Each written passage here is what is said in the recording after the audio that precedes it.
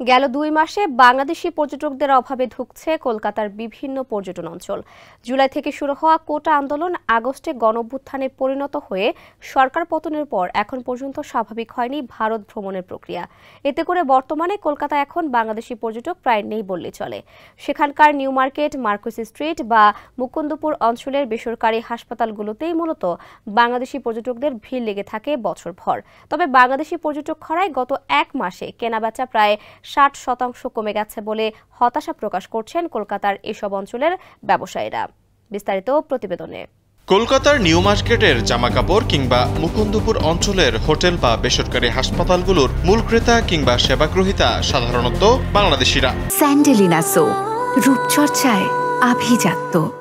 মাস দুয়েক আগেও এসব এলাকায় গিজগিজ করত বাংলাদেশের মানুষ। তবে জুলাই মাস থেকে ভাটা পড়েছে বাংলাদেশি পর্যটকদের। কোটা সংস্কার আন্দোলন, ব্যাপক সহিংসতা, কারফিউ শেষে গণঅভ্যুত্থানে শেখ হাসিনার পতন ও পলায়ন সব মিলিয়ে কলকাতায় এখন বাংলাদেশি পর্যটক প্রায় নেই বললেই চলে। ভারতীয় হাইকমিশন বাংলাদেশে ভিসা দেওয়ার ব্যবস্থা সম্পূর্ণভাবে চালু না করা এর একটি বড় কারণ। তাই আগে থেকে যারা ভিসা নিয়েছেন এবং জরুরি চিকিৎসা করাতে ভারতে আসার অনুমতি পাচ্ছেন বাংলাদেশিরা।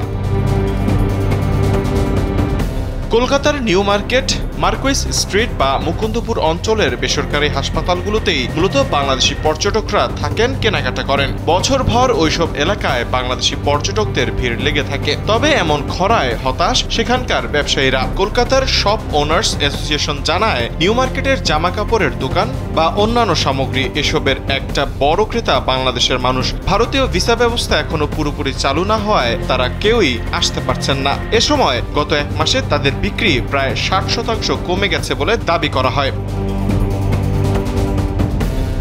একই অবস্থা মার্কুইস স্ট্রিটেও। বাংলাদেশিরা মূলত এই এলাকার হোটেলগুলোতে থাকেন। হোটেল, খাবারের দোকান বা অন্যান্য পরিষেবা, এই রাস্তায় সবকিছুই বাংলাদেশি পর্যটক কেন্দ্রিক। করোনার সময় যেমন বাংলাদেশি পর্যটক আসা বন্ধ হয়ে গিয়েছিল, গত ১ মাসে বাংলাদেশে অশান্তির জেরে আবারও প্রায় সেই অবস্থাতেই পৌঁছেছে। আবার বহু মানুষ বাংলাদেশ থেকে চিকিৎসা করাতে আসেন কলকাতায়। একটি বেসরকারি হাসপাতাল গোষ্ঠী জানাচ্ছে, ১ মাস আগের তুলনায় এখন বাংলাদেশি রোগীর সংখ্যা ১/৩ কমে গেছে। তৌহিদুল ইসলাম তারেক, কালবেলা।